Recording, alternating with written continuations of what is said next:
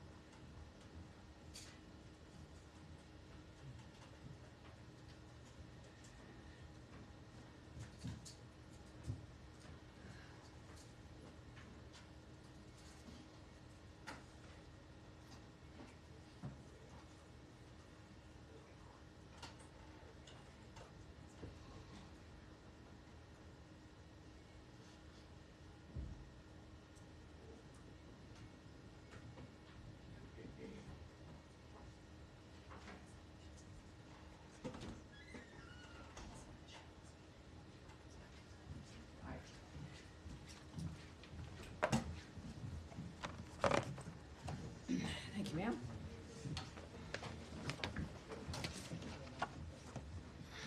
Hi there. Hi, everybody. Thank you for coming. Appreciate you being here. I'll get mad at Fox when they try to come in here late. All right, you guys. Of course, a few comments here as we begin on this Tuesday. The past few days have proven that President Trump means what he says. America can be proud that we have a president who puts America first and is a peacemaker. As he said on his Truth Social, both Israel and Iran wanted to stop the war equally. It was my great honor to destroy all nuclear facilities and capability and then stop the war. Now, an update on the State Department's 24/7 efforts to assist U.S. citizens throughout the Middle East. The department has provided information and support to over 27,000 people seeking guidance regarding the conflict between Israel and Iran. The vast majority of people we are in touch with are seeking information, which we provide regularly. The State Department began assisted departure flights from Israel on June 21st.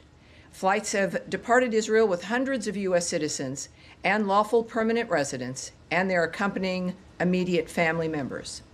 We are grateful to our partners in the region and around the world for welcoming American citizens. We also extend our deep appreciation for the government of Qatar's cooperation in the defense of the Udeid Air Base, as well as our deep appreciation for the the Al Udeid Air Base, as well as the deep appreciation for the American men and women in uniform who are there and for the vital role they continue to play for U.S. and regional security. Yesterday, Iran launched several missiles against AUAB. Many of those missiles were successfully intercepted due to the combined efforts of the U.S. and Qatari armed forces. Thankfully, no Americans or Qataris were hurt. In further announcements today, Secretary Rubio has landed along with the president at the NATO summit at The Hague. As the secretary has noted, under President Trump's decisive leadership, we're driving historic change at NATO. Also this week, the United States will participate in the 55th Organization of American States General Assembly in Antigua and Barbuda, where we will engage with regional partners to advance our shared goals to make for a safer, stronger, and more prosperous hemisphere. Deputy Secretary of State Christopher Landau will lead the U.S. delegation, reinforcing our commitment to supporting Rosa Maria Paya's candidacy to the Inter-American Commission on Human Rights, addressing the crisis in Haiti, and countering the influence of the Chinese Communist Party in the Western Hemisphere. In addition, today, the Department of State's Rewards for Justice program announced a reward of up to $5 million for information leading to the location, recovery, and safe return of Mahmoud Shah Habibi. Mr. Habibi was abducted and detained by the Taliban's General Directorate of Intelligence on August 10, 2022. He has not been heard from since that time, and the so-called Taliban government has not yet provided any information about Mr. Habibi's whereabouts or condition. We encourage anyone with information on Mr. Habibi to contact +1 202 702 7843. That is +1 202 702 7843 via Signal, Telegram, or WhatsApp, or go to rewardsforjustice.net. That again is up to a $5 million reward for Mahmoud Shah Habibi for his safe return. And again, that is rewardsforjustice.net. Sorry, Tammy, he's in America. Excuse me? Is he in America? Excuse me, Matt, please. I'm more of an announcement here. To conclude today, the United States condemns the brutal and cowardly attack on the Mar Elias Greek Orthodox Church and offers its condolences to the victims and their families. We call on the Syrian government to hold all perpetrators of violence accountable and ensure the security of all Syrians, including members of religious and ethnic minorities. As Ambassador Barak has said, the United States continues to support the Syrian government as it fights against forces seeking to create instability and fear in their country and in the broader region. And now I will take your questions. Daphne, please. Thank you. Sure. Just on Israel-Iran, Trump has said that he was unhappy with both sides for breaching the ceasefire deal, but particularly frustrated with Israel. Does the State Department have concerns about whether this truce will hold? And what conversations is Secretary Rubio having today with counterparts about this deal? Yes, as I noted in my announcement, and actually what, of course, we always appreciate about President Trump is you never really have to guess at what he's thinking, which is appreciated. One of the most transparent men we've known. Americans in the world have watched all of this unfold, I think, in a very clear way, and certainly with the leader of the free world, of the world, really, essentially, in Donald Trump, making it clear his opinion. And this is what also, I think, keeps things moving. With any ceasefire dynamic, it's fragile.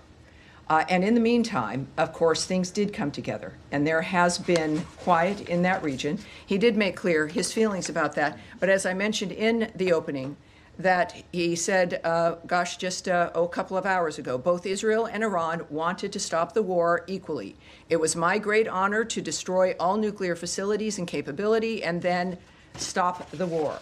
So obviously, the president has believed from the beginning that diplomacy can stop wars, that it is the thing that we should rely on. He leaned into that, and it's continuing to work. This is a dynamic now that is in play. And is, I think, steady, as he has, I believe, also recognized based on his comments. And then on his Yes. comments about China being able to continue to purchase oil from Iran, how did this come together? Was this part of the Israel-Iran ceasefire deal? And what does that look like going forward? Will sanctions that have been imposed be lifted? Will there be waivers? How does that look? Those are all very good questions. Yes, and it's obviously a very fast-moving, we've used the word fluid here many, many times, a very fast-moving environment. The president has signaled what he expects, what he is looking forward to. This is a cabinet and a government that acts to the nature of what he says and what he wants.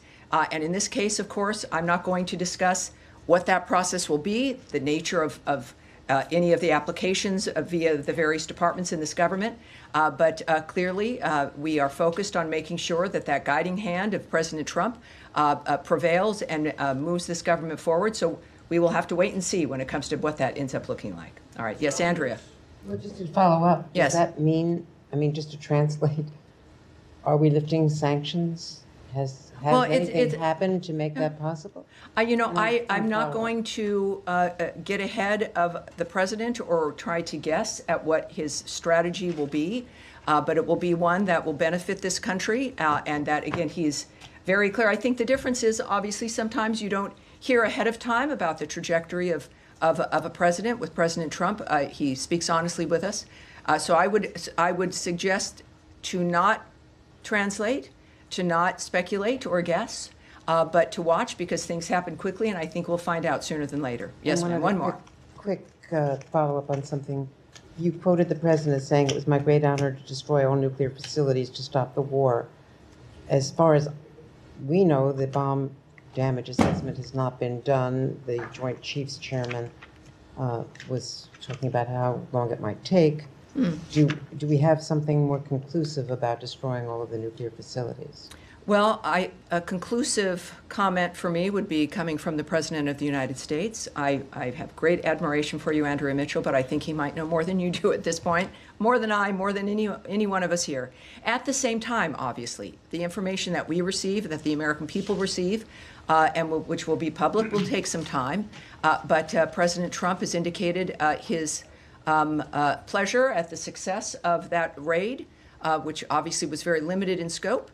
And that's a very good point, I think, at when it comes to the nature of what's occurred, and I'm pleased that the president is pleased. Sean Tandon. Sure.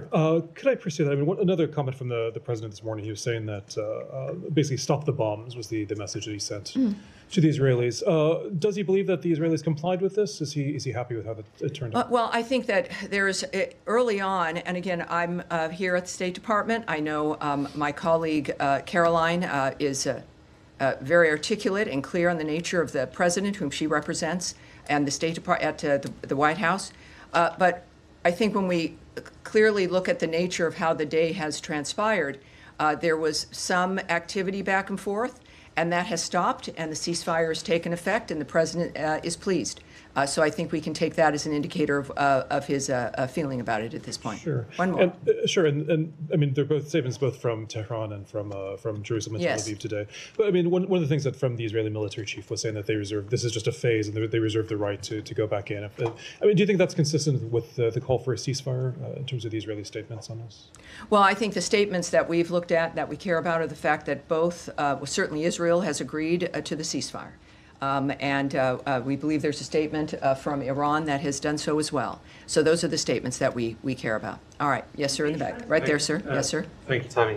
Obviously, pretty epic diplomatic developments last night. Yes. Can you walk us through any of the diplomatic steps that were taken that led to the ceasefire, and specifically Secretary Rubio's role? What are some of the ongoing efforts to make sure the ceasefire sticks? And then a separate but related question. The President spoke this morning about the great trading potential with Iran.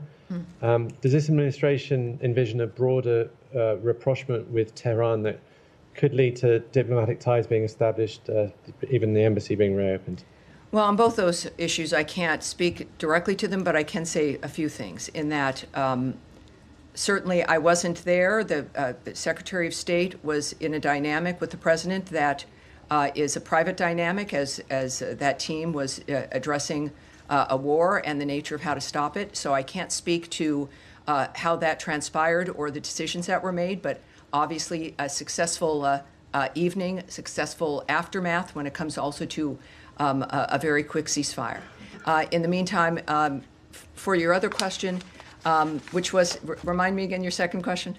Well, President Trump this morning spoke a little bit about the potential for trade with Iran. Oh, the trade question. I was asking more about the yes, obviously, again, while I can't speak obviously to the choices President Trump will make, what we do all know is that he is a businessman.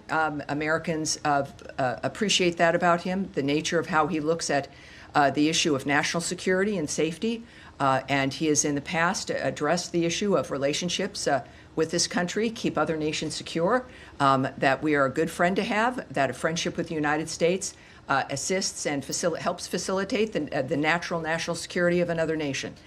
So I look at that in his approach in certain things, and that's been certainly his attitude about it, and it seems to be a correct one. It's one I agree with. So I think we'll see that if that in fact is the case here, and we'll find out. All right. Yes, ma'am. Is there any sort of monitoring mechanism for the ceasefire if it continues to hold? Will there be a third party that is making sure that both sides are adhering to this ceasefire? Well, as the State Department, I can't really speak to that. I think that's a DOD question and certainly a White House question.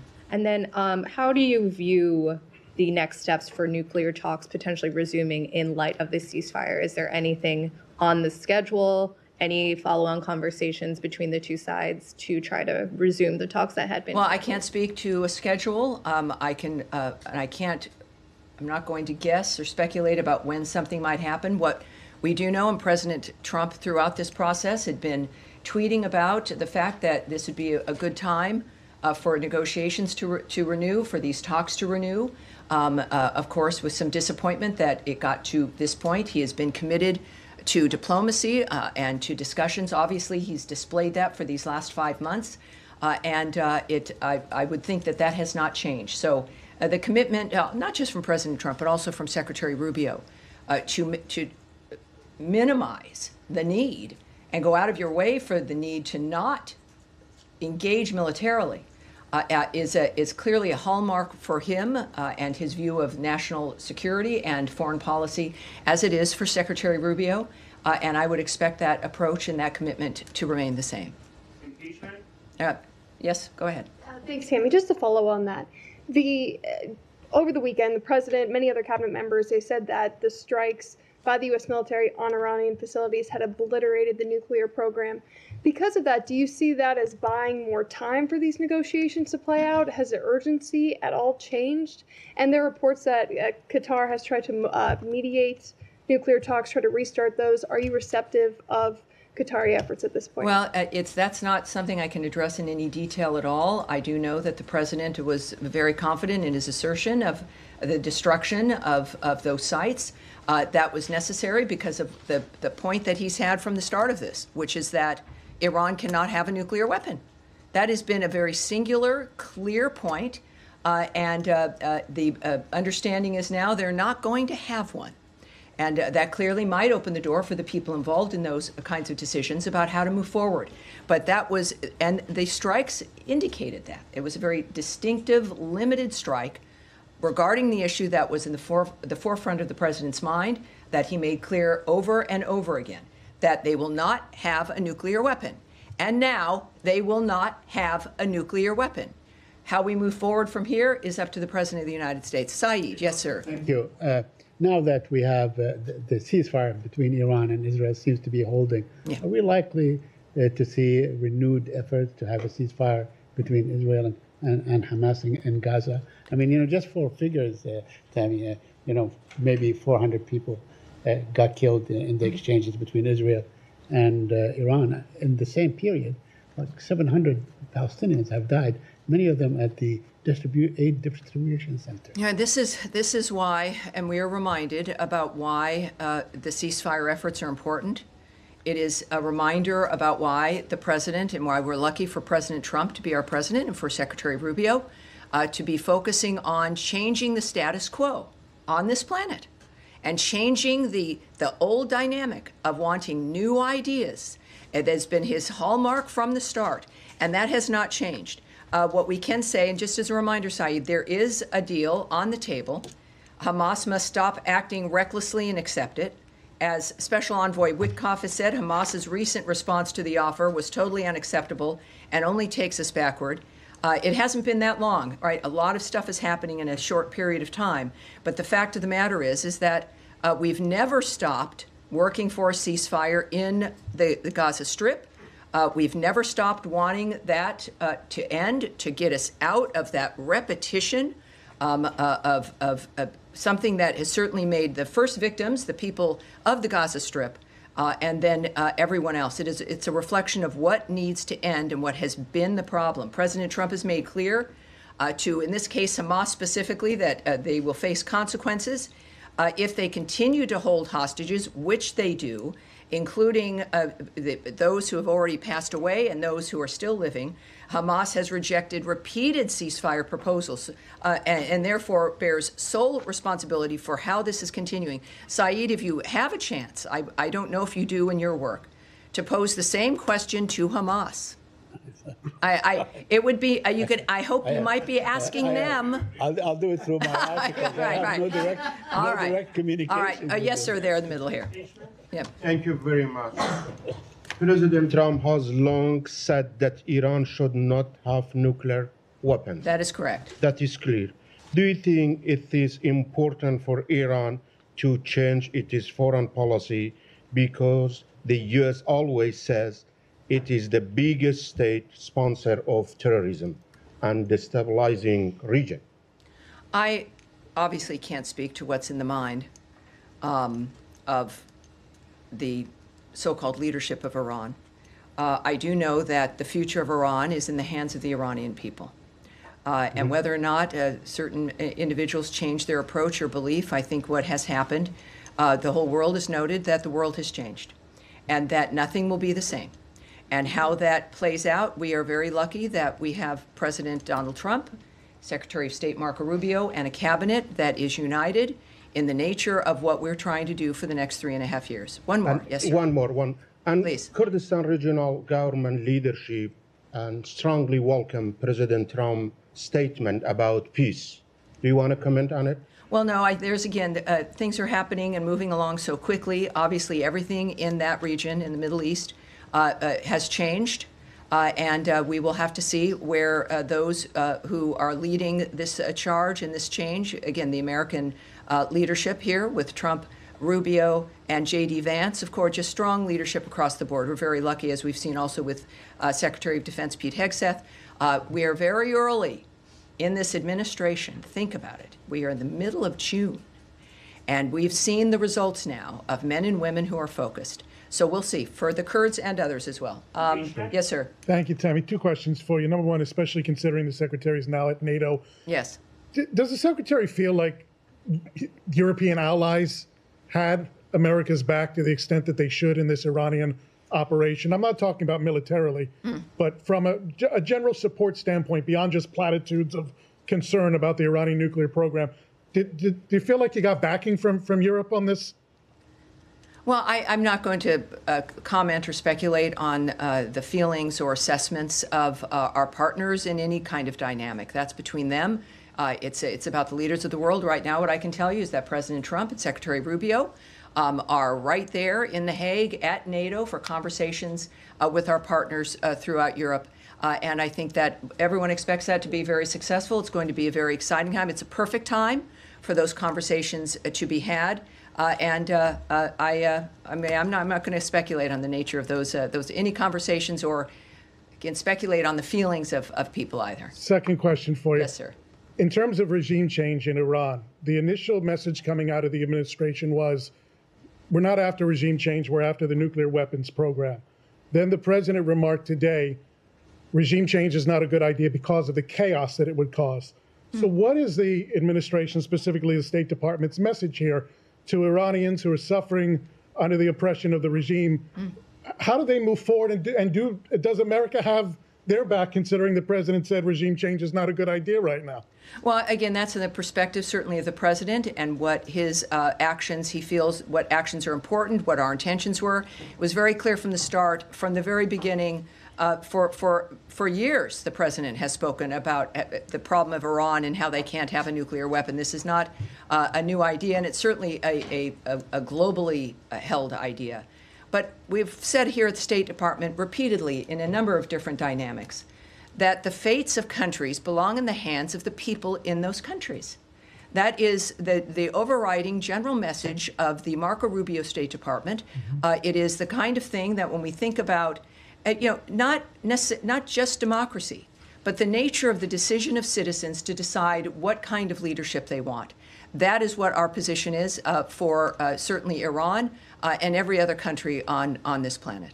Yes, sir. Yeah, thank you, Tammy. Two questions, one on Iran. Have you received any signals or message from Iran that they are willing to come back to the table? This first. And secondly, are you still sticking with the proposal that you sent to Iran, or you are open to discuss more broadly? Well, again, as we know, many things have changed in just the last few days. And so I won't speak to what messages may have been sent to Iran, which would have been, of course, to the White House and to if Secretary Rubio as the National Security Advisor. So I would ask you to check with the White House for that. And the next Syria, one, yes. Yeah, on your opening remarks, you said that the United States is ready to help the Syrian government to fight against forces seeking to create instability. Would you elaborate that? What kind of support are you willing to offer to the Syrian interim government? Are you willing to help them or provide them military support? Well, I think already we know, of course, of the assignment as a special envoy of Ambassador Tom Barrack. Has been a very clear indicator of our commitment to helping Syria be able to be a functional and steady and stable government. He, of course, is the ambassador to Turkey, and our commitment through his work is about getting the structure, the stability of the government as functional. We also, of course, as you know, have lifted many of the sanctions to make it possible for other nations in that region to assist the new government also in becoming stronger and able to, in that region especially, deal with terrorist groups, especially deal with ISIS, and that is our commitment. So it is, I think, manifesting now very clearly, and Ambassador Barrack is there as our envoy in that regard, and it's a very exciting time with a lot of potential. Yes, sir. Yeah, yes, sir. In the gray suit there. Yes, sir. Thank you, Tammy. You've been in the negotiations process with the Iranians for almost the last 2 months at the State Department. And the Iranian foreign minister just last Friday, he said that they suspect that the negotiations with the U.S. Used as a cover for the Israeli attack. And a day after that came the U.S. raid on Iranian nuclear establishment there and the buildings.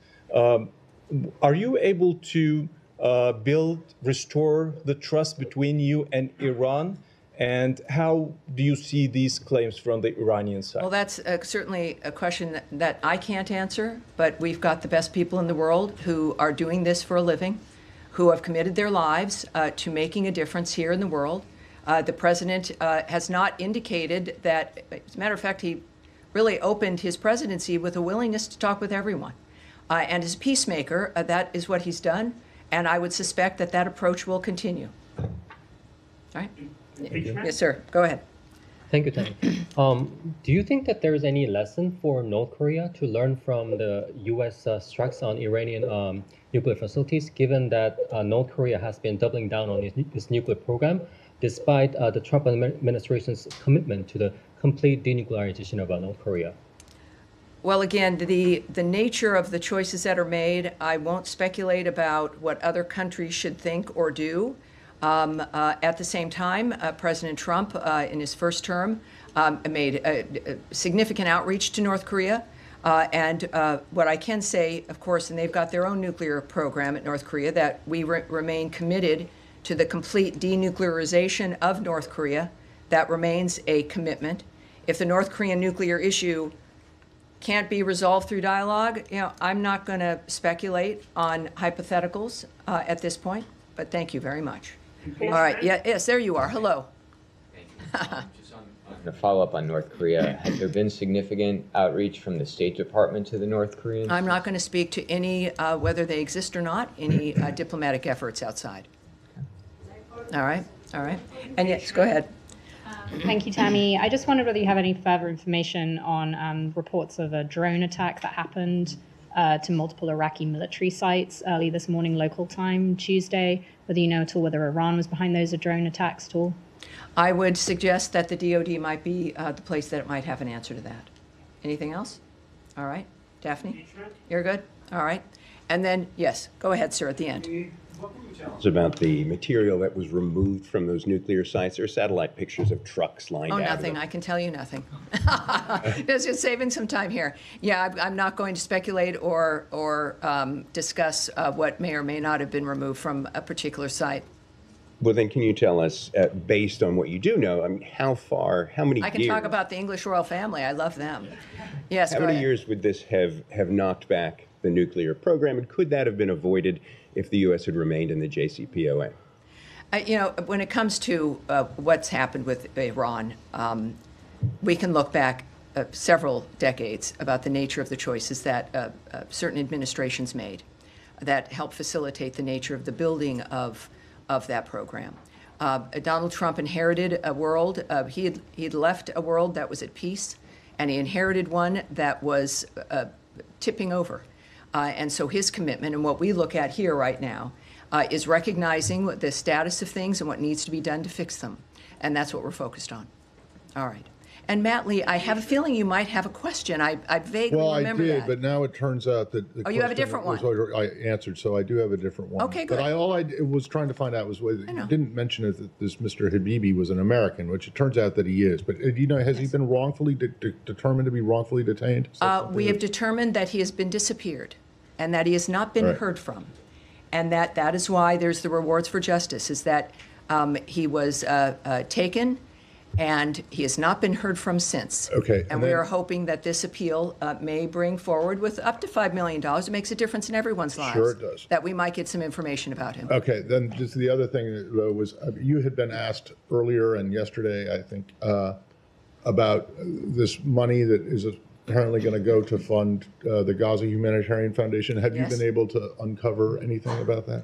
Well, here's what has always been the case with the Gaza Humanitarian Foundation. I now know that I think it's close to 44 million meals that have been distributed, which is a pretty darn good record, and they continue now at 4 sites to distribute them. We have repeatedly noted that we have not funded this entity, but it is, I believe, really the response of the call from President Trump for that region and that area in particular, that we've got to have new ideas about how to change the nature of what's occurring. The region has stepped up, other nations have stepped up, agreeing that the situation in Gaza has to be dealt with differently. We have to refuse to let it continue. And while we have a humanitarian crisis manifesting, is to do our best in an area that a terrorist group refuses to cooperate, ignores ceasefires, continues to hold hostages, and refuses to put down their weapons, that we are committed to endorsing, helping to make a difference. When it comes to how that will manifest for the GHF, I can't say right now, but again, it's nice to know that 44 million meals have been distributed. That, like everything else for the last few days in the Middle East, everything has changed. How that manifests in the Gaza Strip is yet to be determined, but I'm sure we have another briefing on Thursday, and who knows, we'll have something new at that point as well. All right, yes, go ahead. And this will be Tammy, yes. This weekend, Keith Kellogg went to Belarus, and it secured the release of 14 political prisoners. Do you have any more details on those efforts? And did the Lukashenko regime get anything for releasing these prisoners, sanctions relief? I do have a few things I can say to you about that. And this is the condition of our world. This is a huge story, and it really is, comes up later, but it tells you the nature of what's transpiring. While in Minsk, the U.S. delegation led by General Keith Kellogg, Special Presidential Envoy for Ukraine, met with the leader of Belarus and his team. Special Envoy Kellogg discussed the Russia-Ukraine war and how President Trump is pushing hard to stop that war and end the killing.